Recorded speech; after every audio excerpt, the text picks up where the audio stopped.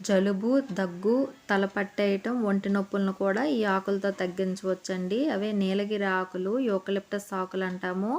మనం ఒక లోతు గిన్నెలో నీటిని తీసుకొని స్టవ్ పైన ఉంచి సిమ్లో ఒక 10 ఆకులు వేయాలండి.